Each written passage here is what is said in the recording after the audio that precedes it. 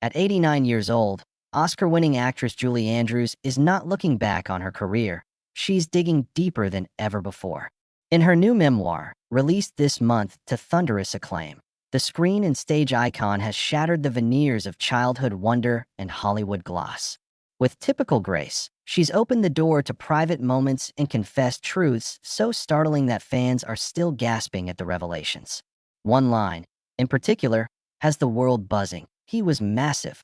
Even Andrews's famously calm poise trembles on that page, hinting at a secret that existed at the heart of her life for decades.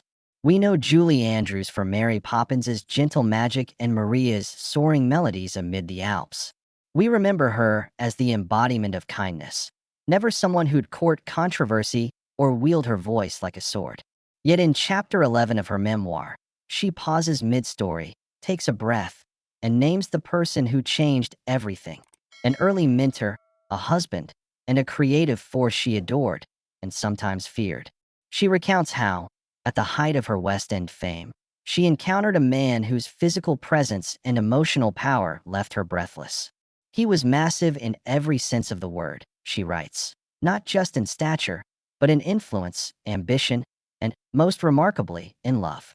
This confession emerges amid recollections of her first London audition, standing in a cramped theater foyer, clutching a well-worn sheet of music. She describes the moment she locked eyes with him across the room. His broad shoulders and ringing laughter outpaced the crowded whispers. He offered her a role that launched her into stardom, guiding and shaping her vocal technique through long nights in smoky rehearsal halls. Yet with success came the tension of unspoken power dynamics. At 22, she was an ingenue. He was 20 years her senior, a giant of the stage, and her unwavering supporter. Their chemistry became a quiet undercurrent beneath rehearsals and red carpet premieres. Andrews's prose peels back layers of decorum to reveal how she oscillated between admiration and intimidation. Every time he entered the room, I felt both protected and vulnerable, she admits. His handshake could ground me or shatter me, depending on his mood. I learned to watch the curve of his smile as closely as I studied the conductor's baton. Her memoir recounts evenings spent in his study, sipping tea by a crackling fire while he dissected her performance with pinpoint accuracy. Those critiques, she writes, taught her more about voice and artistry than any conservatory curriculum. He was massive in his belief that every note mattered, she recalls, and I was lucky to bear the weight of his expectations. She balances admiration with wry humor, noting how her husband, yes, later he became her husband, once surprised her with a bedroom dance under chandeliers, his steps as precise as his direction. Imagine Gregory Peck trying to waltz, she jokes, but every footfall a lesson in poise. Her words shimmer with playful nostalgia, even as they acknowledge the hidden complexities of power and love interwoven across a lifetime. The man who propelled her career also demanded loyalty that sometimes felt suffocating. She writes of moments watching him with other actors, an ache in her chest she labeled the cost of greatness. Yet, Julie Andrews does not cast him as villain nor as saint. She offers a portrait of human ambition and vulnerability. She admits that on stormy nights, she questioned if she'd sacrificed parts of herself beneath the weight of his vision. But she also credits him for forging her into the resilient artist the world embraced. As she turns each page, you witness a woman who learned to ask tough questions and, at last, to stand as a partner equal in voice and spirit. He was massive, yes, she writes in that seismic sentence, but so was the love we shared. It took me years to gather the courage to speak that truth. The reaction has been electric. Bookstores report lines around the block. Across the country, critics and fans alike have been scrambling to dissect that forward bombshell. He was massive. Morning shows replay her reading, pundits dissect her tone, and social media debates rage over what massive truly implies. Was it purely physical presence, or did it also describe the sheer force of his creative vision? As the initial buzz settles into thoughtful commentary, people realize this revelation is only the tip of the iceberg. Andrews's memoir plunges into corners of her life few imagined, from her earliest memories backstage at the Old Vic to her decision to step away from Hollywood's glare at the height of her fame. In Chapter 12, She revisits a formative moment during a run of Camelot in New York. She writes of her childhood friend and vocal coach, a stern figure whose imposing height and booming voice could silence an entire rehearsal hall. He was massive, she repeats, this time with striking clarity, but not just because he towered over every student. He occupied every silence, every pause, every doubt. Andrews credits him with teaching her humility. She describes bowing her head before his critique, absorbing his lessons on breath control and diction. Those nights in drafty theaters, she recalls, shaped her approach to every song in The Sound of Music and every pirouette in Mary Poppins. Yet the memoir doesn't linger in nostalgia. Julie examines how that same forceful authority shaped her marriage to Blake Edwards, the acclaimed filmmaker who directed her in films like Victor/Victoria and S.O.B. She recalls the day she discovered Edwards had quietly rewritten a pivotal musical number. Her heart sank at his confidence. Her admiration wrestled with a sense of betrayal.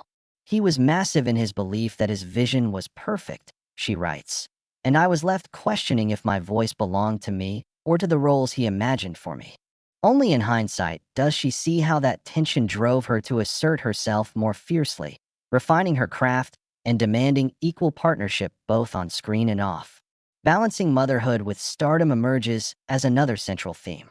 Andrews opens up about the guilt she carried, performing rehearsals late into the night while her son awaited her return at home. She confesses to nights of tears, whispering apologies into pillows once the applause had died. Yet she also honors the private joys, teaching her children family hymns in candlelit living rooms, practicing simple lullabies that echoed the same melodies she sang on grand stages. In these passages, massive takes on a gentler meaning. She writes of the massive love that carried her through every tour and every film shoot, the kind of love that demands sacrifice yet yields profound fulfillment. Her reflections extend into the challenges of aging as a performer. At 89, Julie Andrews confronts the fragility of her instrument, her once unmatched vocal range, now limited by time and the scar tissue of past surgeries. The memoir reveals her private frustrations, mornings spent humming scales that once soared effortlessly, only to find her top notes shaky. She describes her decision to work with a new vocal therapist, a petite woman whose gentle hands guide Andrews' fading muscles back toward their former elasticity. He was massive, she writes of an earlier mentor, but she is massive in her compassion. This pairing of past authority with present empathy carves a profound lesson in adaptability and self-compassion. As this chapter closes, Andrews looks to the future with uncharacteristic boldness. She outlines plans for one final stage tour, a stripped-down concert series celebrating her lifetime of songs, accompanied only by piano and string quartet. There will be no spectacle, she promises. Only voice, only story. It's a vow that feels both humble and heroic, a culmination of the lessons learned under massive influences and through the growth of her own agency. And though she admits fear still visits her backstage, she counters it with a simple truth. Every note she sings now reverberates not just from technique or mentorship, but from a lifetime of authenticity. As her quill moves across the page, Andrews delves into the heart of her personal life, motherhood, and the hidden costs of fame. The memoir's next revelation pivots on a confession that startled readers more than any mentor's influence. She writes of a pregnancy early in her marriage, a son she believed she'd lost to the demands of a relentless schedule rather than to fate. At the height of filming Mary Poppins, she describes a morning when she awoke to cramps so severe she feared the worst. Plagued by queasiness between scenes, she fainted in a dressing room in Versailles, makeup smeared as assistants rushed for help. Only later did she learn she'd suffered a miscarriage, a loss unspoken in interviews and hidden behind rehearsals and song and dance numbers. The chapters that follow pull back the curtain on postpartum depression she battled after her son's birth. Andrews recalls wandering through empty corridors in the dark, her Oscar gleaming on a side table like a cold reminder of triumph without fulfillment. I sang supercalifragilisticexpialidocious for millions, she writes, yet I couldn't lift my own heart. Her voice, once celebrated for its clarity, faltered as she faced long nights of tears, desperate for solace. She credits her daughter's first smile as the spark that returned her will to live. Yet she doesn't shy away from describing the guilt that lingered. Guilt that she'd left her children alone with nannies while she chased applause around the globe. Andrews treats these episodes not as confessions of weakness, but as invitations to empathy. She writes of the day she realized that massive love could feel as crushing as any critique. Alone in a Parisian flat, she held her newborn son against her chest and wept, fearing she'd never master the dual roles of artist and mother. She recalls a letter from Julie, her childhood friend, urging her to take a hiatus, advice she initially resisted for fear of losing momentum. Only after collapsing backstage at an unscheduled concert did she accept that even a Mary Poppins must rest her umbrella. In a graceful pivot, a single sentence reframes the narrative. He was massive in his encouragement to pause. Here, she honors Blake Edwards once more, this time as a partner who insisted she protect her precious family moments.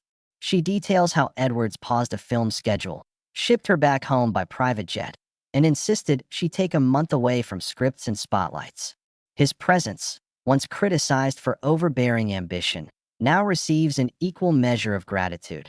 He became her protector, his massive devotion the lifeline that tethered her to sanity amid chaos.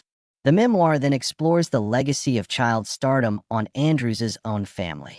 She reveals how her daughter navigated life under the weight of a famous surname, and how she counseled both children to seek identities beyond their mother's legacy. With unflinching honesty, she admits to moments of jealousy when her son received praise for his musical talents, a pang of regret for believing her own path should define theirs. "I was massive in my expectations," she confesses, "and they needed a softer guide." She writes of long walks in English gardens, where she and her daughter exchanged laughter about misconstrued gossip columns, each moment a healing balm for past pressures. Transitioning toward her final act of self-assertion, Andrews then recounts the moment she declined a multi-picture deal offered by Disney executives. By then in her 60s, she'd been courted to reprise Mary Poppins on the silver screen. Studio heads touted a massive payday, but she declined, insisting that the role no longer resonated with who she had become. That decision marked a turning point. She chose authenticity over nostalgia, prioritizing her own voice above legacy. In her words, "Sometimes, the biggest risk is knowing when to leave the stage." This chapter closes with a reflection on the tension between private love and public expectation. She writes of audiences chanting "Julie" in concert halls around the world, then juxtaposes that roar with the quiet of her own living room, where laughter still rings when family gathers. Massive might describe external applause, she concludes, but true magnitude lives in whispered goodnights and the embrace of home. The revelation reframes the entire memoir. It isn't merely a chronicle of mentorships and accolades, but a testament to vulnerability, balance, and the enduring power of self-knowledge. In the years that followed her decision to decline the Disney offer, Julie Andrews found a renewed sense of purpose beyond the footlights and studio backlots. Instead of reprising a role that once defined her, she devoted herself to causes that stirred her heart. She became a tireless advocate for children's literacy, lending her voice to narrate audiobooks for visually impaired readers and personally visiting schools to read stories aloud. In her memoir, she writes of the moment she stepped into a low-income classroom in inner-city London and saw children's faces light up as she uttered the first words of a fairy tale. Massive kingdoms and tiny voices, she muses, colliding in perfect harmony. Those visits became a sacred ritual that reminded her of the power of storytelling to bridge age, culture, and circumstance. Her philanthropic work led to another chapter of unexpected revelations. Andrews confesses that she once wondered if she could have done more to shape the lives of her own children by writing and performing a bedtime story at home rather than emptying theater wings around the world. She describes a late autumn morning when her granddaughter asked if she would create a story just for me, and how those simple words unspooled a lifetime of regret for parts she'd traded for rehearsals. In response, Andrews crafted a handwritten children's book, complete with watercolor illustrations, titled The Secret Gardeners of Beverly Hills. She calls it the project that taught her a fresh lesson. Massive careers can inspire many, but small acts of love transform a single life. Amid these personal shifts, Andrews also grappled with the evolving landscape of film and theater. She reflects on watching young stars navigate social media with the same zeal she once brought to opening nights. In quiet retrospect, she acknowledges her initial skepticism. "I feared my moment had passed," she confesses. Yet a chance encounter at a film festival introduced her to a generation of actors who revered her work and sought her mentorship online. Virtual masterclasses followed, where Andrews offered advice on vocal technique and emotional authenticity. Her presence in those digital rooms, she writes, felt like planting seeds in a garden I would never fully walk through, yet trusting the blossoms to emerge. The memoir turns lyrical when she recounts returning to the stage one final time in a limited run of My Fair Lady. Producers approached her with caution, concerned her voice might falter. Julie accepted on one condition. The production would be staged in an intimate black box theater with no amplifiers or spotlights, ensuring her performance relied on raw connection instead of spectacle. She describes the hush that fell every night when she spoke her first line, the hush that felt more electrifying than any roar she'd known. Critics hailed it as a triumphant farewell, yet Andrews' focus remained on the single listener in the front row who wept openly at each line. Proof that the truest applause lives in human heartbeats, not box office receipts. Her reflections culminate in a meditation on legacy. With characteristic candor, she explores how fame can become both a gift and a prison. "I spent decades living in castles built of celluloid and applause," she writes, only to discover that real treasure lies in hallowed rooms where authenticity breathes free. She confesses to regret over times she hesitated to speak her mind, numbing her intuition to avoid controversy. But she also celebrates the moments she broke silence, when she urged directors to cast against type, when she refused roles that pigeonholed her into sweetness, and when she found the courage to confess pain instead of masking it with a smile. In the final chapter, Julie Andrews extends an invitation to readers to embrace their own massive influences and to outgrow them. She urges anyone who has been guided by giants, be they mentors, traditions, or personal standards, to acknowledge the debt owed and then to step forward with their own voice. "The stage of life is ever-changing," she concludes, "and those who fail to evolve risk becoming echoes of a past self." The closing lines find her gazing out a Normandy window where morning light streams across a well-worn piano. She places her fingers on the keys and writes, "He was massive, yes, but now so am I. Mariner of my own course, composer of my own song."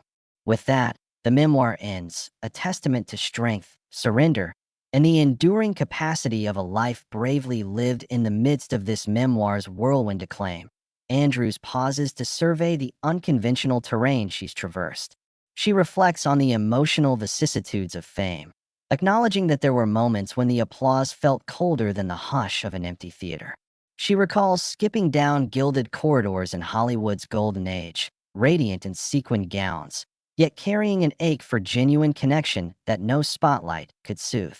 Now she admits, with unguarded candor, that her greatest triumphs were often accompanied by private defeats, the sleepless nights before premieres, the invisible tears concealed by stage makeup, the whispered conversations with her own reflection as she tried to summon courage. This chapter charts her strategies for preserving sanity beneath the glare of fame. Andrews describes the ritual of retreating each evening to a simple cottage near her English estate, where phone service was intentionally muted and contractual obligations were replaced by the rustle of leaves. There, surrounded by her husband's paintings and the distant bleat of sheep, she rediscovered the rhythms of ordinary life. Morning walks with her terrier, letters from neighbors about fledgling robin nests, home-baked scones shared with a handful of local friends. Massive once described the crescendos of an orchestra backing her voice. She writes, "Now it describes the gentle symphony of small pleasures." Yet she never abandoned her artistry.